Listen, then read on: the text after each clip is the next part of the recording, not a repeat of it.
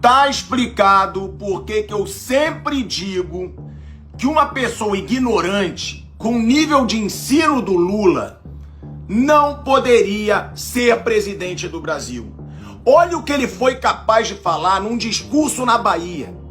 É como se tivesse passado um furacão nesse país e tivesse destruído.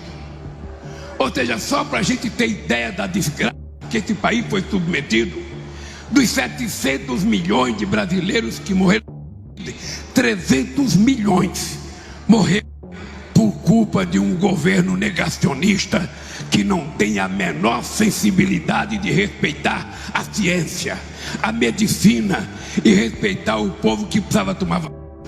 Que 700 milhões de brasileiros morreram de Covid e que desses 700 milhões, 300 milhões foram culpa do Bolsonaro.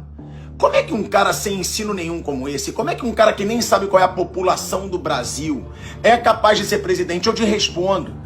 É porque no Brasil tudo pode. É porque no Brasil não é só o Lula que é ignorante. A gente tem uma massa gigantesca de ignorantes, sem ensino nenhum, que não tem critério nenhum, nem nível de ensino nenhum para escolher um presidente. Nem sabem no que votam. E o Lula nem sabe o que fala. Foram 700 mil brasileiros mortos. Era isso que ele queria dizer, mas ele não sabe nem se expressar. E é esse presidente que a gente tem. E é por isso que eu falo, para ser juiz você precisa estudar, para ser advogado precisa estudar, eu para ser formado em jornalismo precisei estudar, médico precisa estudar. Por que que um presidente da república, que é o cargo mais importante de um país, pode ser um ignorante, que não estudou nada, que não sabe de nada, não sabe nem o que fala? Isso é o Brasil. E é por isso que a gente vira uma piada não só aqui dentro, mas também internacional. Porque quem não vai rir? Sexta-feira, 12 de maio.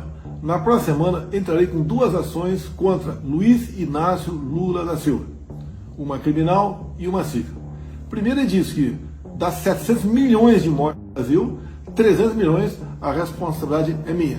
Bem, são números absurdos, mas que atingem a minha honra. A outra diz que eu tenho nos Estados Unidos uma mansão de 8 milhões de dólares em nome de um assessor meu.